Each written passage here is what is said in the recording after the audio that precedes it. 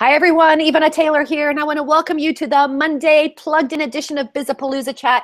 I am really excited to have this conversation today because no matter how you slice it, whenever we talk about media, everyone wants to hear about it. Video, social, all kinds of media. Well, I was sort of wondering, there's got to be a better way. How do we create video or media in general that people really love? And for that, I went to the author of a book that we reviewed recently, Lean Media. So we've got Ian Lamont with us here today. I'm going to introduce him to you right now. Hello, Ian, and welcome to Bizapalooza Chat. Hey, Ivana, how are you? Nice to be here. Thank you for inviting me. Excellent. Well, I have to tell you, one of the things I really loved about your Lean Media book is how lean it is. That's right. It's a pretty short read. It's about 50,000 words, which may sound like a lot, but that's actually, the size of maybe of a typical business book. And I try to pack a lot in there. So there's chapters about the industry, there's chapters about tactics you can use to improve your own production. And then there's also some specific tools that you can apply to your own business later on. So yeah, it's all there. It's all there. So just as people go tumbling into the chat, tell us a little bit about yourself. How you have an incredibly broad base of personal and professional experience. And one of the things I saw, and you and I had a little tweety back and forth, is that you have just been all over the place. Talk a little bit about your background and the journey that got you to writing about this. Yeah. So I've been a media person for practically my whole adult life, doing different types of media. It started out with the music industry. I worked in London for a couple of years for one of the biggest independent record labels there it was owned by a band called the KLF. They had a hit. Some of your readers and tweeters may know it, 3 a.m. Eternal. That's going way back to the early 90s. And then after that, I got involved in a bunch of other things too. So I worked for a daily newspaper. I worked for a TV station in Taiwan. I worked for a big IT trade publisher called IDG right here in the Boston area. I did that off and on for about 8 years in different roles. I worked for a local university for a couple of years on helping to manage their online website, and then I've started 2 companies. One which didn't do too well. It was a mobile software company, and then the other one, which is still going strong after 5 years, and that's I-30 Media Corporation. And we publish a line of how-to guides. So, crowdfunding basics in 30 minutes or genealogy basics in 30 minutes. And I've also used it for some other publishing projects, and Lean Media is one of them. And basically, Lean Media came about because I have all this experience. I've been in the trenches making media or managing media or trying to figure out how to make the business work for a long time. And I thought I had some ideas that I could share with people. And this is particularly true because Lean Startup, this is a pretty well-known book by Eric Ries. This has been in many people's mind in the tech world for about 6 or 7 years now. And I thought that there's an opportunity to actually figure out how to apply lean methods to media content, whether it's film, video, books, periodicals, online websites, video games, performance art, all kinds of stuff where basically you're creating something that's intended to entertain or inform. That's what Lean Media applies to. And that's the type of media producer that I'm interested in reaching out to. So I'm kind of curious, did you coin the phrase lean media, or what was the background, or, did the lean startup inspire you to create the phrase lean media? Did you not create it? Say more about that. Yeah, so I saw Eric Ries. I'd heard about Lean Startup maybe around 2009 or 2010, because at the time I worked for IDG, big tech publisher. I was the managing editor of the Industry Standard, which is an online tech publication. And so I'd heard about this in the context of startups and entrepreneurship. Didn't really know much about it, but then I saw Eric speak at MIT in October of 2010. And he hadn't published the book yet, but he'd already thought through Lean Startup. And around that same time, I learned about something called lean manufacturing. And this is used by Japanese companies basically to reduce waste and reduce inventories, just-in-time manufacturing, that type of thing. So I'd heard about both of them, but when I heard Eric Ries talk, I realized what he was talking about with startups, some of it could possibly apply to media. And I thought through it a lot. So if you've read Lean Startup, you've probably heard the examples or his own journey. But to give you the short version, maybe 10 or 15 years ago, he was involved with a tech startup called IMVU. It was meant to be like a communications platform. And so he and his co-founders and his engineers, they kind of locked themselves in a conference room and in their cubicles for 6 months and banged out all this code to make a communications platform for users. And they launched this thing and nobody cared about it. And that was kind of an epiphany for him, in that you created that, you thought through this thing, you think that you have this great vision, and you release this thing and then it just falls flat. So that was his epiphany, and that basically spawned Lean Startup. So kind of iterative development of a tech startup. And I was thinking when I heard his story that, gee, that's the same way that a lot of media works. We sit in our studios, we sit in our conference rooms, we talk amongst ourselves with our peers, we plan this media project, whether it's a new album or a new video or maybe a new article for a magazine, and we assume that people will like it. But a lot of the time, people don't like it at all. We totally did not understand what the audience wants, or we didn't design it in a way that really appeals to the audience. So I saw an opportunity here for media. And as I looked more closely at Lean Startup, I just asked myself, can I use Lean Startup for media?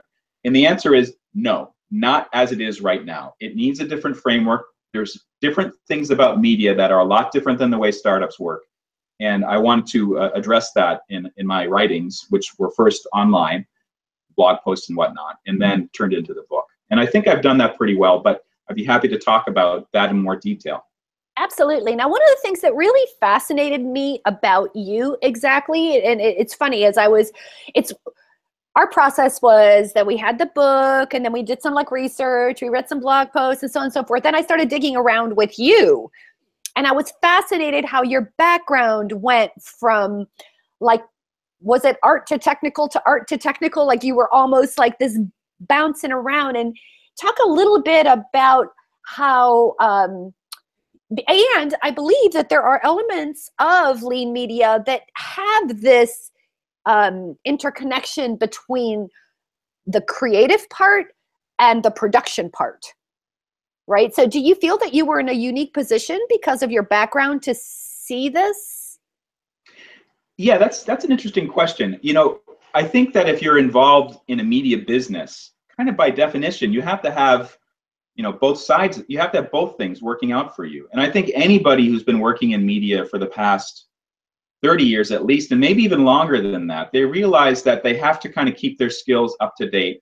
It's not just about the pure creative act of doing something. You have to stay on top of the tools and techniques to maybe make something in a different way, in a better way, to maybe realize your creative vision in another way. And I found that for myself, the technical education that I've pursued, or the business education I've pursued, that supports what I do in the media world as a creator. It helps me do it more smartly. It helps me take advantage of new things that are out there. And I think if you shut the door to that, like, okay, let's say that you're a publisher of books and you don't take advantage of new technologies to market your work, like a blog or a Twitter account or a Facebook account, or you don't take advantage of new technology to print books. Instead of using offset printing, which is pretty expensive, how about trying something called print on demand? If you don't take advantage of these tools, not to mention the software tools you can use to write a book or to lay it out, that's going to hold you back and slow things down a lot. And I think it's natural for media people, as time goes on, to pick up these new skills and learn some more. And I found that learning technical skills, whether it's IT or how to code an HTML web page, or going to a business school, those things have really helped me in my media life. And also they give me more opportunities in case I need to kind of go sideways to something else later on. Because a lot of friends, to give you an example, working for a big tech company 20 years ago, the only media people they really had might have been like in-house PR or someone who manages the advertising. But now these big companies, they have their own media departments, making video for their websites, sometimes creating posts or reports or things like that. So it's really changed a lot. And media people have more opportunities, not just in a strict, like a broadcaster or a publisher or an online website, but actually working for someone else who creates this content, like a Microsoft or GE or Ford or whoever. I really resonate with what you're saying, because it's so funny. Like in the online publishing world, we are dying for great writers. And quite frankly, a lot of great writers are actually journalists. And then, you know, you see that chasm, right? You have a lot of journalists with newspapers going by the wayside perhaps, or having an extra hard time being profitable. There's a lot of wonderful journalists who are out of work. Yeah. And we're like, we will take you. We love you.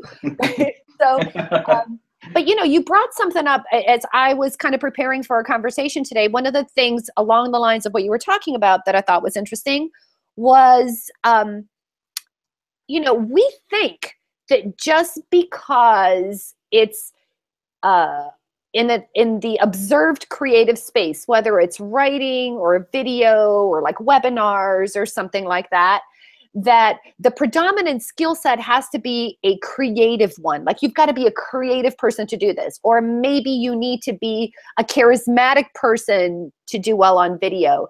Right. And I think what I've learned over the years is, having tried to do this myself, is I've learned how much technical skill you have to have. Not just programming, not just this, but it's almost like this melding of structure and just like creative out there, right? It's like this creative concept that you have to come up with, but then you need structure and technical skill to sort of put it together in a good way. Yeah, absolutely. And it's interesting. I think now it's since about 1980 or 1990, I think it's been possible for people to come up kind of on their own with the kind of, they buy a video camera by themselves and they start using their typewriter to hammer out a script for a movie or a TV show or whatever. It's possible to come up that way into media, kind of learning the technical skills and kind of getting your creative development better and better and better over time, and then making a career out of it. And I think a long time ago, it was much more limited because there's, like, for instance, if you wanted to be a newspaper writer, maybe in your town, there's only 1 or 2 newspapers, you know, and they don't have room for everybody who wants to be a reporter. Everyone wants to be to use a camera or do something like that. So there's a lot more possibilities now to kind of pick skills up, maybe shift your career in a different way. Like you mentioned before, like an out-of-work journalist, there's actually things that he or she can do to up their skills and maybe take on something else, designing websites, working for a company on their blog posts or on their social media or whatever, or maybe even doing other things that they never even considered would be possible. But because they have the technical skills, they know how to use Excel, all of a sudden they can be used by some planning department or some sort of a traffic department in the company. So lots of opportunities right now. I think it's very exciting. That said, as I point out in the book, it's to run a media business is really, really, really tough right now. Used to be tough, it's tougher now.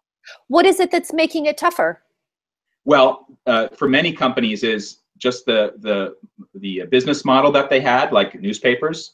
Let's see, I'll bring all the people in this town, like let's say 100,000 people to pick up my newspaper every day. In return, I'm exposing 100,000 people to all these advertisers who want to have their advertising for, like, you know, the supermarket or the furniture shop or whatever. And now what's happening is advertisers have other opportunities to advertise. They can put it online. They can maybe buy some billboards. They can maybe do things that weren't so easy before. And the other thing is that their audiences are disappearing too. Audiences can go elsewhere for information, and it's really tough for companies that produce news. The same thing is for online content. It's really tough to kind of generate enough advertising revenue unless you have huge scale. And then for the film industry, all of a sudden they're competing with lots of other things for attention. People have their devices, and they might want to spend an hour on this every night instead of going to the local movie theater to watch a film. They might want to watch Netflix or Game of Thrones on HBO or whatever. So the competitive landscape has really changed. There's more opportunities for business models, and there's more opportunity for audiences, but it's really fragmented things. It's made it a lot harder to support a business. That's what I've found. Well, you know, that brings you just the perfect straight man for my next question, because in the book and in the promo for the book, you're talking about, you say that most new media is destined to fail. Why do you say that? Yeah. So failure can occur on a couple different dynamics. One of them is just the pure business dynamic. Like, you're making a movie, you're selling a book, and in order to break even, you have to sell like 2,000 copies of the book, or you have to have 2 million people buy tickets in a certain time frame. So that's one element of failure. The other element of failure is you're not engaging with the audience. The audience, they just don't feel that strongly about it. And they may not give it as many likes, or they may not tell their friends about it. But the other thing is they won't buy as many tickets. So that interacts with the business dynamic. And then finally, the other element of failure could be you as a creator, you have a vision for something. Like, I want to make this book about crowdfunding. And I didn't write this, and one of my other authors did. And, he has this idea, and I work with him to bring it to life, but it just doesn't quite meet what we had wanted. And if it doesn't, then you could say that's a failure too. I would like to add, though, that for some creators and media people, they're not thinking about how many copies they're going to sell or how it interacts with the audience. And you hear this a lot usually from very successful media people that have enough money in the bank they can do what they want. They might do something just to experiment. And in the 1970s, you had these big rock superstars, and then all of a sudden in the 80s, they were doing different things. They were experimenting with electronic music, like Neil Young or Lindsey Buckingham from Fleetwood Mac. I don't think they really cared whether or not the audience followed them, but they had this vision of something they wanted to try. Maybe they wanted to change their skills to expand into new areas, and they did it, and that's their right to do it. So that may not be a failure creatively, but it might be a failure commercially, and that's what happened. Well, you bring something up that's really, really interesting, and we see this in the new media space all the time, and you just mentioned it. It almost occurs to me that if you're Neil Young, you're Lindsey Buckingham, you're already like an iconic rock star, right? Always feel like if you are in that category, you have earned the right to like truly, truly explore, right? And do things, and people are going to follow you or do whatever they're going to do anyway, because you've already proven yourself. Now, that's not necessarily the case with like, marketing media. Content marketing and that kind of thing. One of the things I've noticed in this space is the same thing. If you're like a Seth Godin, if you're already an established celebrity, those people get lots of slack. Seth Godin could post a turd and it would get shared, tens of thousands of times, right? So the things that these people post, it's almost like they've earned the right to be successful because of the previous credibility that they've developed. But what are some of the things that a new person can do? Because you have people who are incredibly, and I tell you, I'm not to be whatever, but like on this chat sometimes, and we have a chat on Thursdays as well, there are people that blow my mind consistently with their insights, but you don't see their tweets retweeted tens of thousands of times, right? So how can a person maybe who doesn't have that kind of visibility and yet has the quality of content, what are some things or what's a process that they could follow to make audiences love their media more? Okay. Well, I think one thing you have to keep in mind is that, having an audience, it doesn't mean that everyone's going to be on social media tweeting about it or talking about it. Like Seth Godin, I mean, he's all about new media, and he has a huge following on Twitter. And of course, like you said, you can tweet anything and it'll be tweeted 10,000 times. For someone who's new, or someone maybe who's established but doesn't have the social media following, I think you have to ask yourselves, is this the audience that you want to go for? Is your audience going to even be on social media? And let me give you an example. For my book series, genealogy basics in 30 minutes, crowdfunding basics in 30 minutes, Dropbox in 30 minutes, all these different in 30 minutes titles. It's very hard for me to get a consistent social media following for those titles, because people are coming to those, people buy these books because they need to solve a problem right now. Like they have something, they need to learn how to use a crowdfunding platform, they need to learn how to use Google Drive or whatever, and they have to solve the problem now, and my books give them a quick solution to that. They're not interested in following me for the next couple of years on social media, until maybe they have another problem they need to be solved. But they're not so interested in my day-to-day tweets about that. The one exception is I wrote a book called Twitter in 30 Minutes, and my followers there, they do keep in contact with me, and they sometimes ask me questions. But for a lot of it, that's not the case. So that's one part of it. But the other part of it, and let me talk specifically to your audience who might be new to this, or trying to build up a media that's really good, that connects with your audience. And in lean media, I talk about this. But first, you have to know who your audience is, or you should have an idea who it is. And if you don't, you have to start showing what you're working on to people before it's released. Like if you have an idea for something, let's say that you're creating a new blog. It's content marketing focused, and it's about American-made cars. So if you're creating that blog and you don't know who might, you think, all right, well, obviously people who buy these cars, they might be interested in it. Maybe it's more tilted towards men, but maybe it's more tilted towards women. I'm not really sure. Take some content, show it to people that like American cars. It could be people that you know. It could be friends of friends. You could put something out on Facebook and say, hey, I just created this blog post about Ford versus Chevy. Can you share it with your friends and see what people say? And in this way, you get to test the idea. See how long people look at the article. See how many people actually click on it. See the comments that you get.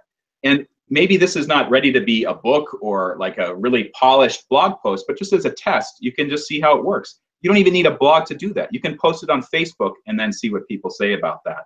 Learn from your audience, see what the, some people you might get like 10 thumbs up and 5 thumbs down. And all right, so that's interesting quantitative data, but why did they do that? Why do the people who say they voted something down, does that mean they just don't like the concept or something specific that you did with the piece of media? And one thing that this is actually gets into the differences between lean startup and lean media. Lean startup is really focused on the quantitative data. And Eric Ries says this, he calls it empirical data to make a decision how to iterate. Lean media, it's not just quantitative data, it's asking questions. Why questions? You can get the answer on a Facebook comment or on a Twitter comment, but or it can be when you're talking with somebody. But it's really important to listen to that and say, all right, what that person says, does that really jive with my creative vision for my blog, for my content marketing thing about American-made cars? And maybe not. You can disregard that. But maybe they say something that actually makes sense. Oh, you don't like the fact that I'm using a Times New Roman font for the blog post. That's why you voted it down. Well, that's easy enough to change. You can change it to something else. So lean media is really about testing out ideas with test audiences. And then when you're ready to release the final project, a very polished project that you can be proud of. And hopefully what you've learned from your early test audiences, that will help you attract new audiences, get people kind of bonding with the media that you made, and hopefully make something successful. And that is something that you talk about. It's been I think that came up in Lean Startup. So just so you know, I actually have a manufacturing background, so I know all about lean manufacturing and waste and so on and so forth. And that's why you can appreciate why this format exists the way it does, because there's no waste. But let's talk a little bit about minimally viable product, because that's kind of what you've been alluding to, right? You create this minimally viable product, you put it out there, you gather feedback, and I think you gave us a simple example of that. Is there anything else that you can say about that? Let's say, what would a minimally viable, you talked about it in terms of a blog post in this case. Yeah. But what about video? Because that seems like that would be really time intensive. And these days, the other thing that people seem to want is what I would call this like integrated media, multimedia. So they're the blog post that has a video, that has an infographic. You know what I'm saying? Right. You're still getting away from like all this production. So what would a minimally viable process towards a minimally viable product, what would that look like if that's what you've got to produce? Yeah, so that's a tricky one. That's a big project. It's lots of moving pieces that you've just described. Just thinking about it off the top of my head, here's how I would produce it. So first thing that you'd need is you need a test audience. And in the book, I describe this process where you build something called a test pod.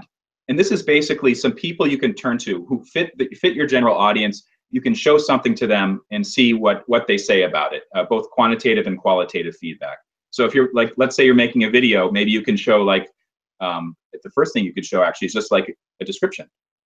Video about American-made cars. And we're going to have a Ford F-150, and then we're going to have the competing product from Dodge, just some pictures of them doing different things, and then we're going to talk about them. Does this sound interesting to you? What do you think about something like that? And then you could put it out there. So this is before you actually shoot any video. You can at least have the idea, the description, maybe a simple storyboard, maybe something with still photos, because you can get those anywhere. Just some visuals to kind of get people an idea of what it's all about. Because it's an interconnected product, and when you approach a test audience, you have to really think carefully if you want to dump a big pile of prototypes onto their email saying, all right, first look at the video description, then look at the blog post that we're thinking of, and then check out this infographic prototype that we have. That takes up a lot of time, so you might want to break it up into different things. So you have your test pod, your test audience. Let's say there's 30 people in it. All right, 10 people to check out the video, 10 people to check out the blog post, 10 people to check out the prototype infographic that you're working on. One other thing I just want to mention quickly, I don't use the term MVP because I think that's more appropriate for a startup making like a product.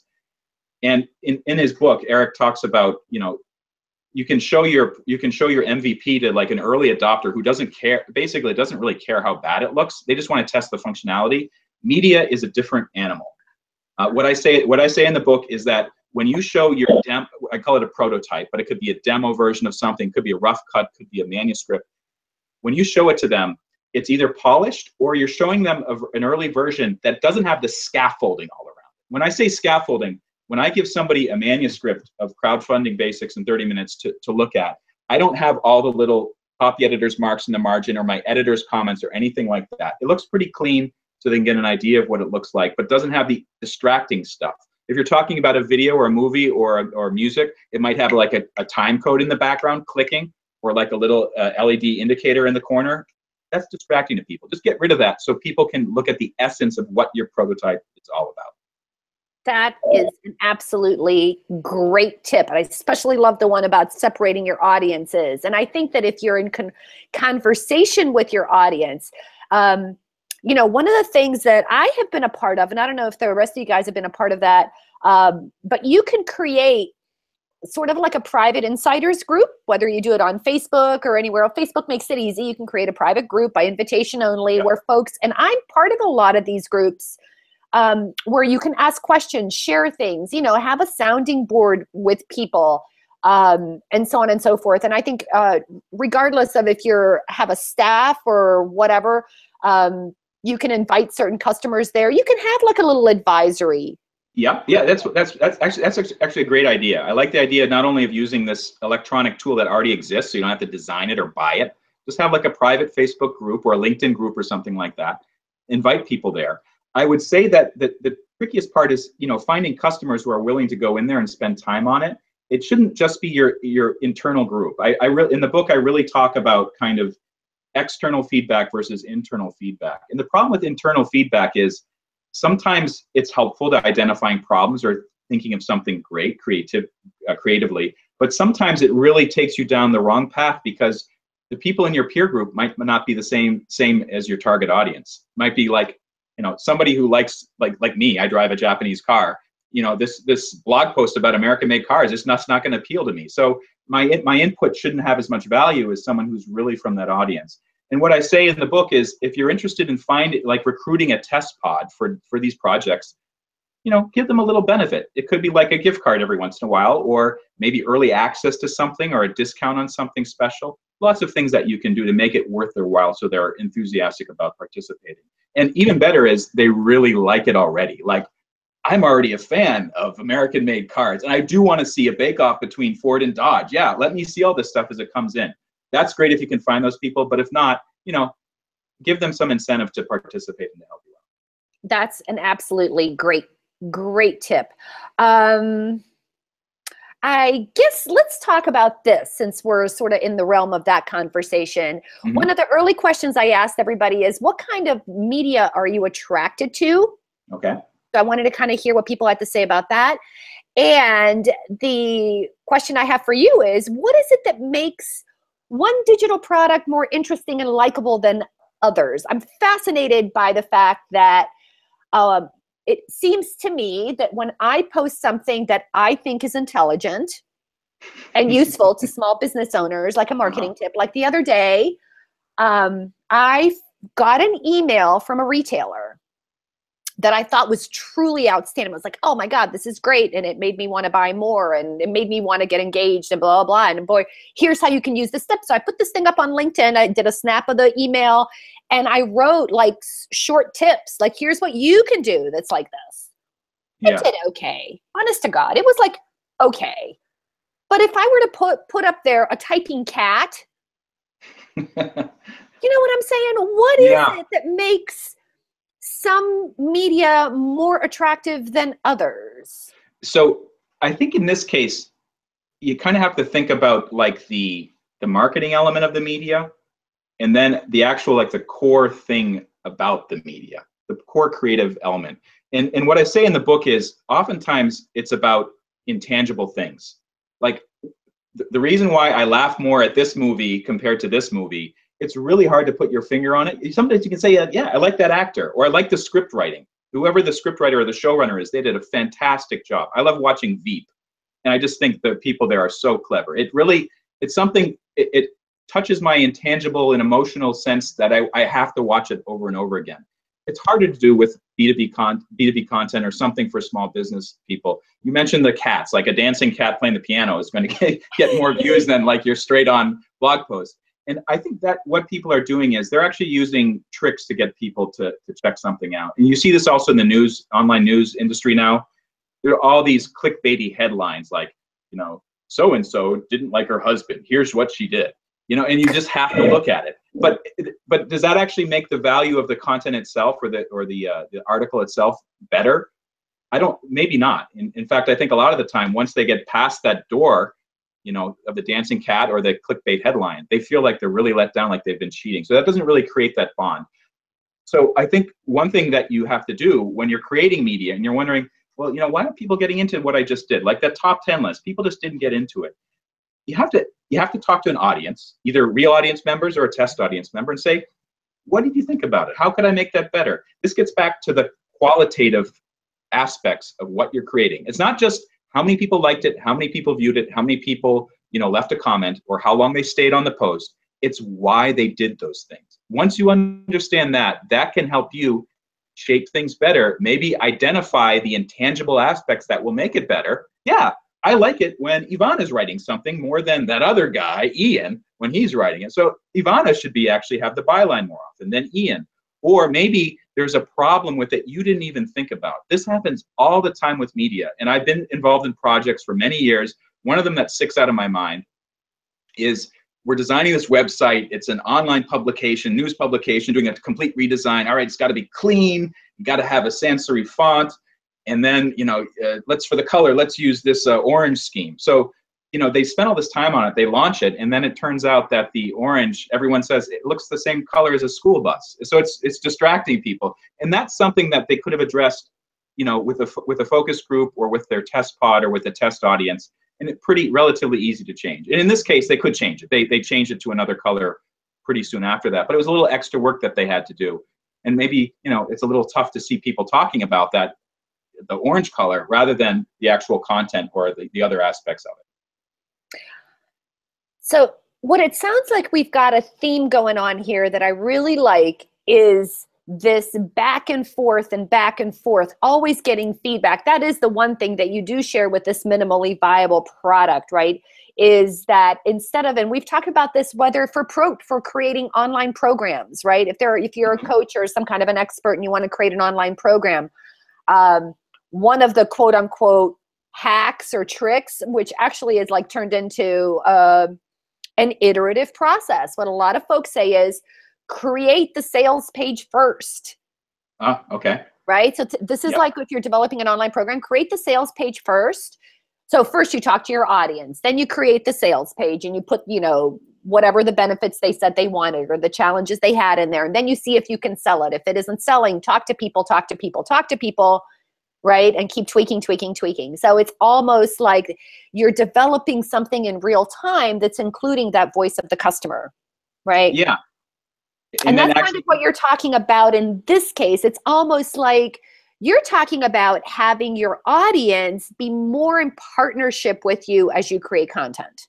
Yes, that's exactly it. And actually, I'm glad you brought up that example of the create the sales page first, because what you can do with that, and this comes really from a lean startup. He's all about doing stuff like that. Just get a sign up form, get their email address, even if the product's not ready, and then later on you can get it out there. But I'm just going to show you an example of a product I'm working on right now. And one of the other things that my company makes are these genealogy forms. And I'll just call it the blue packet and the pink packet. And they're blank forms. People can use it to fill out genealogy. I have another idea for another product, and I've actually designed the whole thing, but I haven't gone through and printed it, because printing it's actually pretty expensive. But one thing I'm going to do pretty soon is just put up a sales page for it. See how many people want to pre-order it. And you can do that with all kinds of products to see how people, to measure how interested they are in it. Or you could even do something like, if someone signs up, contact them later on and say, hey, we saw you're interested in our new product that you signed up for. You know, tell us what you're looking for exactly. And then you can use that to help inform, kind of partnering with the audience to help inform the product development as it goes. Right. And then, and I think now I'm sort of straying, I guess, whether I'm talking about email marketing or all of these other things. I mean, one thing I've seen and heard recently from a lot of marketers is email open rates are down. And one of the complaints, I actually do an annual reach out to my audience just to see what they're working on, right? I want to know what you're working on these days, right? Because that helps me develop content. And a couple people actually said, I am tired of looking at marketing emails. I'm tired of reading constant pitches and so on and so forth. And I thought to myself, how funny, you answered my email, which in a lot of ways was a sort of a marketing email, because I wanted, you know, but they wanted to get into conversation with folks. And I think that this is like a great opportunity. Instead of just pitching people stuff and throwing things at them, you can actually identify, which is my intent actually, to identify a core group of engagers. Yes. And I've talked with, there's another publisher that I know pretty well, and she has this core group of engagers that you just referred to. It's basically like her own test pod, and she uses this to screen manuscripts. She'll get manuscripts in, and she can turn to these folks and say, hey, can you take a look at this manuscript? Tell me what you think about it. And she uses that to inform whether or not she's actually going to make an offer to the author about whether or not to publish. So there's all kinds of things that you can do with it. The thing about email being less and less attractive, I think in a way that's not too surprising, considering how many companies, big and small, are now using it. I mean, you have these tools also like MailChimp or Constant Contact, and you can reach out to people. And there's a real question is, do people get too fatigued by email? And if that's the case, then how are you going to reach these people? Fortunately, there's other avenues that you can use to do that. You know, so we've been talking about technologies a lot, and I think it would be fun to sort of chat about that for a while. Okay. Because like you said, there's email technology, and I actually, as I mentioned to you earlier, I like to play with, nobody wants to hear anyone talk for like an hour, really. Yes. Especially if it's not what I would consider a highly produced audio or video, like a podcast, you know, like some of my favorite podcasts, like the NPR podcast or Malcolm Gladwell's Revisionist History. These are beautiful. These are like they're audio art. Yep. You know, there's sound, there's texture, there's music, there's interviews, there's like stories, blah, blah, blah, right? And that takes something. You know, but one of the things that I did find a few technologies I like quite a bit. One of them was one of the reasons I had even switched to the Mac. One of them was, what's it called? Now I can't remember, but it's their not iMovie. It's another one that they use that I liked quite a bit. It was easy to create stories. Right. Right. So what I would do, my process was I would create clips, tag those clips, create libraries, and start parsing a story together, piecing it together. And I would put all the clips in the story and I would do it all. And then I would I don't know, create some type of file and send it off to my video guys who can then do pretty things like do layovers and do transitions and stuff that I don't know how to do. What are some cool technologies that folks could use, whether it's in the testing process or creating final video, anything you want to talk about, since I'm not a pro at this?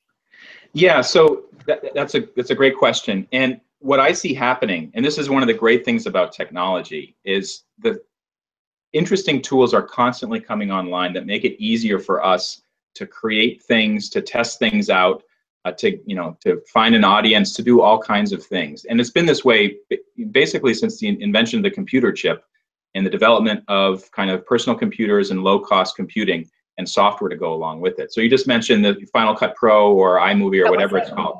Final Cut. There are tools that you can use to kind of quickly, sketch something out, or maybe even just get a basic version of it down. One thing that's amazed me is in the course of my career working with video. I started in 1994 when I worked for a TV station. And as you may remember, making video, you used to have a pretty big camera and a gigantic deck. And if you had to edit things, you had to have two video cassette decks next to each other and spinning knobs and whatnot. And now you can do that on a phone, which is pretty amazing. And they have tools where you can actually, you don't have to put the video on your computer. You can just edit it, put even little graphics and logos on it and stuff like that, which I think is pretty fantastic. I don't remember the name of the tool, but if you look at like iPhone video editor for news organizations, you'll see an example of that. There's also some interesting tools that are coming out of the software world for what's called wireframing. And I saw this when I was working at I was working in IDG, and the software developers and some of the designers, they would use these more sophisticated tools to kind of give you an idea of what the new website might look like. But what's happened now is they've made some basic versions that are, free or almost free to use, and you can quickly sketch something out. And once you have that sketch, and you can put things like, all right, photo goes here, logo goes here, nav goes on the right. You can actually show it to people, and you can use it to generate ideas. And maybe later on, I'll tweet out the link to the tool that I've used in the past to share with your writers. And then the other really important tool that I think is out there are the collaborative features of various publishing tools. Whether it's Microsoft Word or Google Docs or Google Drive or Google Sheets, you can now share it with not only your co-creators who might be in another part of the country, but you can also share it with potential audience members. And you can set it so they can't edit it, they can just take a look at it. So there's another tool that you can use to reach out to people and to test things and to collaborate better. Well, that's what I love about what you're talking about, is that everything is accessible. And actually, one of the comments, and a tweet has just like flown by, I know, but people had talked about,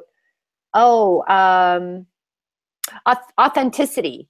They were talking about like, full-on production. And here she says, trying to be corporate instead of creative. Creatives looked on as weird, right? That's what she said, right? So one of the, I think she's trying to answer the question of, let me see, what was it? Too many chiefs. It was to question number 3. Question number 3. Now, I don't know what question number 3 was, but I think it's really interesting that I think it was the whole thing about the difference between creative and technical. No, it was, what do you think causes media products to fail? What do you think causes media products to fail, right? So this trying to be too corporate, and I think, and that's something that came up at Content Marketing World this year. There's a lot of conversation around the focus on storytelling and authenticity and all this, like what I would consider to be kind of fluffy stuff. And right. One of the reasons, not that there's anything wrong with that. We clearly need authentic storytelling, especially if you're a big enterprise organizations and you have to be more human and so on and so forth, because that's what audiences want. But one of the things that came out of that is that folks are really looking for practical how-to information, like how, okay, storytelling is fine, but give me something I could sink my teeth into. Yeah, I think that's an interesting point, and also to one of the Twitter participants about being too corporate versus being creative or showing your true self. I think a lot of that oftentimes boils down to the business side really pulling the reins in on the creative people. And they're hyper concerned about making sure everyone's pleased and happy about it. But what happens is, and I talk about this in the book, is that, of course you're going to need approvals from certain people on the business side, or the client's going to have to sign off on it, or your editors are going to have to take a look at it, or it might be, it doesn't fit the voice of the company or something like that. But at a certain point when you're creating media, the things that really matter are the kind of the creative soul of the project, the people who are actually in the trenches making this thing and thinking up these great ideas, and then also what your audiences are thinking about it. And usually we won't know until the thing is launched, and then it either, it will probably fail, or maybe it might get some success. So when you're talking about media companies, content marketing, or even like a big publishing company, you have lots of layers of bureaucracy and approval, kind of deciding things by committee, and I think that can really hold back a media project from really shining through. And that's when things start to sound more corporate, more safe. And yes. I think there's another way to do it, and I think companies that can do that, they can really have a better chance of connecting with their audience as long as they're following along with their audience during the development process. But this gets back to the eliminating waste, which was in lean manufacturing. It's a part of lean startup, and also it's a part of lean media. I mean, what I say is, when you're creating something, have just enough people to make something great. They should have not too much overlap with, in terms of skill sets. You should have like a really good writer, really good editor, really good designer. Try to keep it as small as possible. And then in terms of, getting approvals, really think about the approvals that are most important. There's going to be a couple of them you can't get out of, but make sure those ones count. The other ones, the so-called courtesy approvals, make it clear to people, like, this is what we're working on. You're welcome to give some feedback, but we're going to keep on moving. We're not going to wait 2 weeks for you to say yes or no. So let us know as soon as possible. And then, one other thing, when we're talking about trying to make something as engaging as possible with your audience and trying to kind of eliminate waste, is in media, doubling the size of your team does not double the quality of the product. A lot of people think, I'm going to do a product and I'm going to get all my best people in the room and we're going to figure this thing out.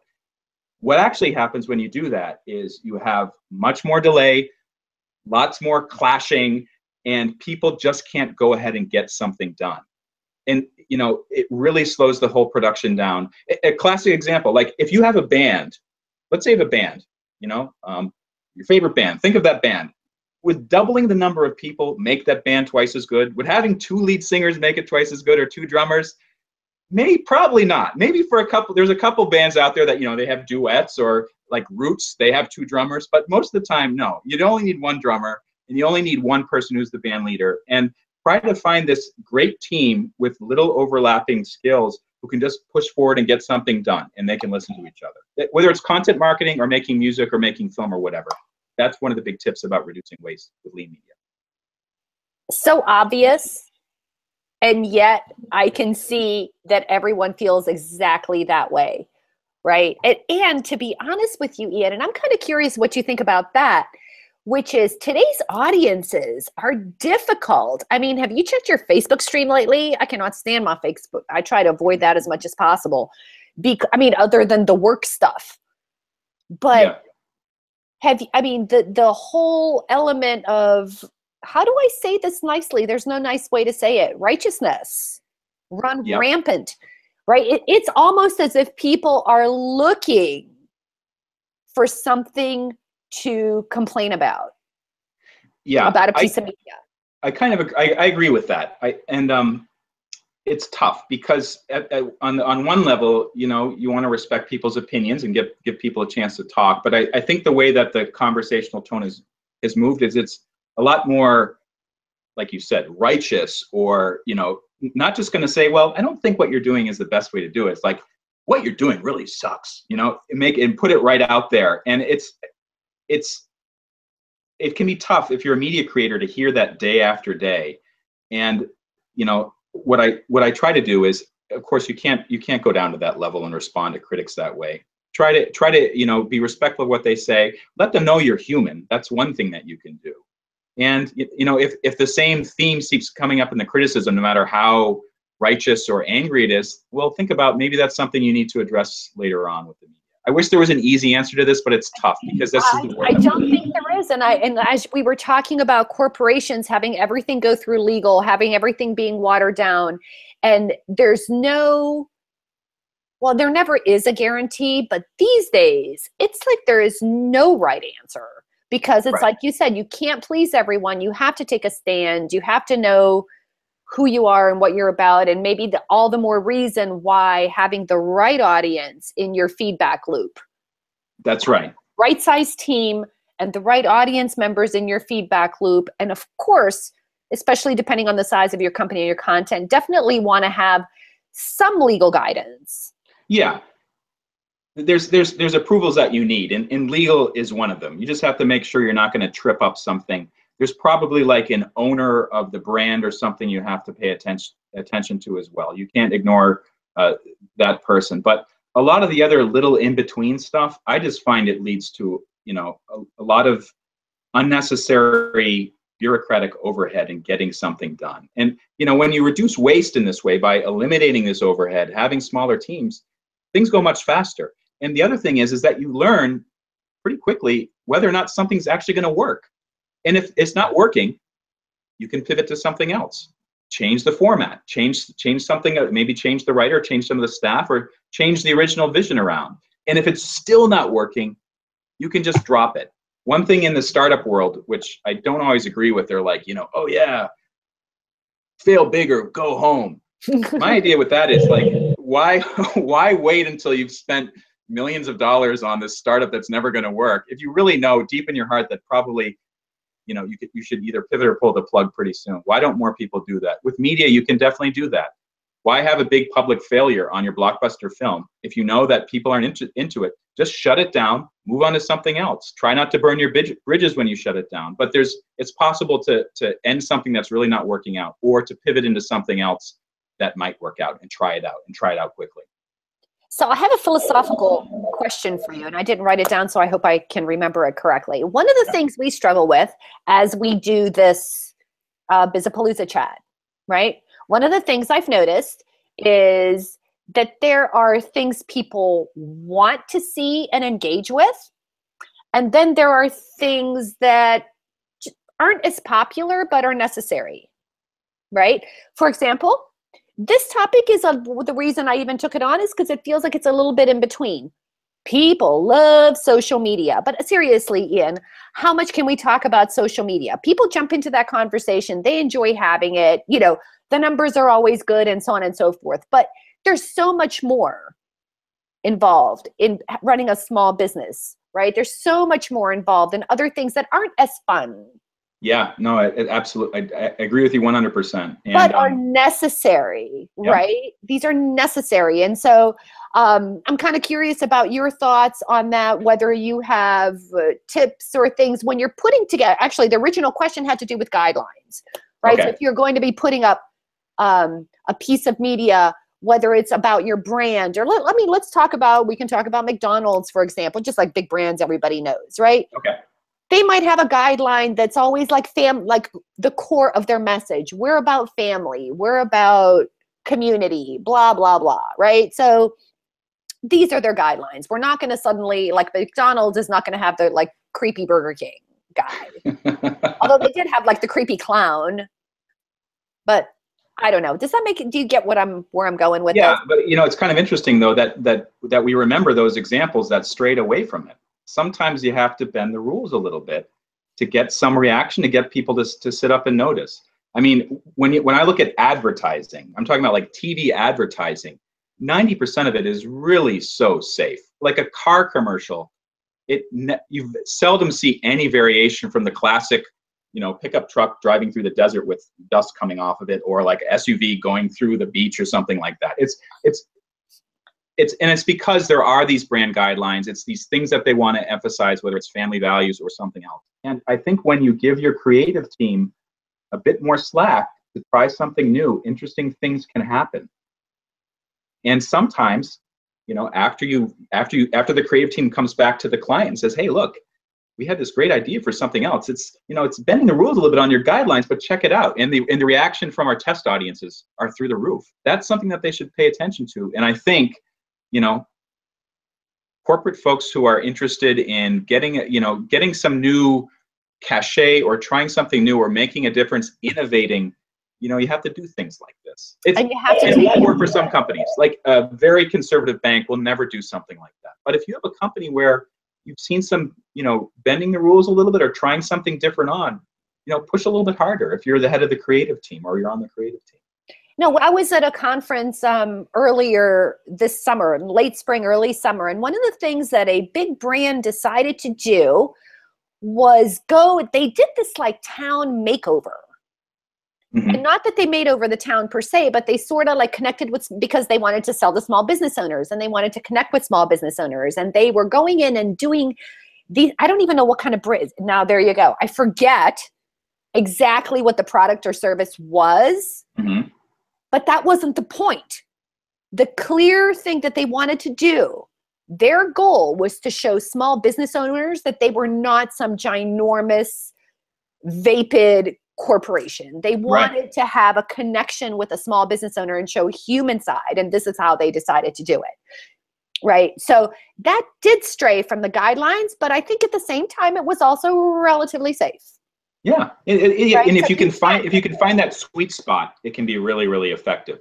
It can be tough to do that, and maybe some people don't even want to go there. But if you find it, it can really make people remember, like, oh yeah, that's the bank that was doing that thing out, and they redecorated the whole town, or whatever it might be. And if you can Right. do that, that's great. But also, you can try some pretty interesting experimental stuff, see if it works. I mean, one of the great things about advertising and also these social media platforms that we have, it's possible to set up like a targeted Facebook campaign, like just in northern Nevada to males aged 25 to 43, and just to see how people react to it. And the word won't get out everywhere.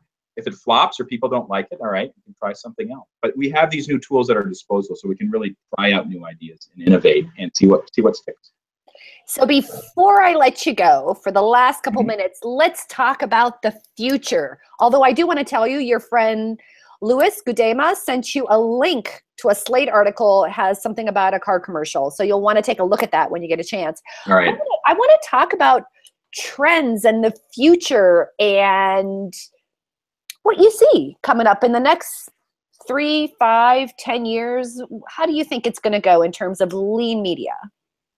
Yeah, so I think one of the really interesting things about the current tech world and the tools that are coming online, looking at my crystal ball, I think that this voice thing that's starting to really emerge in a big way, like with Alexa or with Siri or with the Google Home, I can't even remember what the device is called.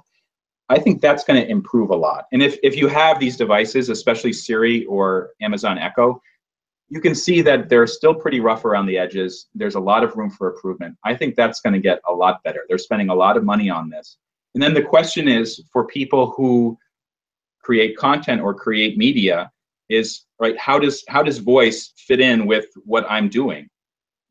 Maybe it's possible to make a book like Lean Media, instead of being just printed on a page or in an ebook format, make it some sort of interactive voice book format, not just like not an audio book, which is start to finish, but you can actually say, read me the chapter in Lean Media about how to build up a creative team. And it can just go right, Alexa will go right there and start reading it back to you. So I think we're going to see some interesting stuff like that.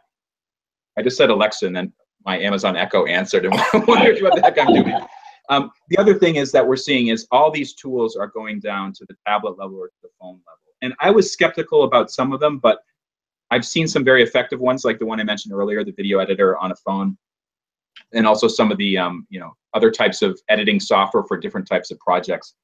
I don't know how far they can go with that, but that should be interesting for people who make the tools. And of course, if you're making video, you have these fabulous cameras now in these mobile devices. That's really kind of doing away for the need to have a camcorder or some sort of studio setup. The other thing for people who create media is all these services, these great services are popping up, usually kind of connected by different online platforms, but it's possible for me to work with a great designer either in the United States or overseas, get some really good work back, or start up these cycles where, all right, I finished writing my next book, I'm going to send it to my editor in England, and she can start working on it even before I'm up, and so I'll have some feedback right away. So you can start to really shrink your timelines and not be forced into just working with someone local, but actually working with people all over the world. And that's absolutely true. I don't know where I'd be. I have a virtual team. It's like totally awesome. So in the last 30 seconds, where can people get Lean Media, and I don't know, anything else you want to wrap up with that we maybe didn't talk about? Yeah, well, Lean Media, go to leanmedia.org, and you can see the options to purchase it or download it. I also have a blog there that talks about some of the things we've been talking about today. I think with Lean Media, like the big message that I have for people is, when you're creating media, the tendency may be to kind of do it in secret, lock yourself in your studio or your conference room or your cubicle and work on it and then release it to the world. I think there needs to be a little bit of a mind shift about letting people see it beforehand. It may be a little uncomfortable at first. Some of your colleagues may not agree with it, but what you learn from your audience can really help make something that's truly great. And I hope people can try that out. Oh my God, Ian, I buried the lead. I'm going to have to pull that thing and put it up front. Thank you so very much for being here. Totally enjoyed it. There's a fun chat you'll want to check out. Yep. That's in the stream today. And everyone, that's it for Bizapalooza Chat, Monday's plugged in version, all about lean media. You definitely want to check it out. I know you're going to want to listen and re-listen to this video, catch the stream, ask Ian questions. He's happy to answer. Ian, thanks so much for being here. Thank you so much, Ivana, and I look forward to joining the conversation right now.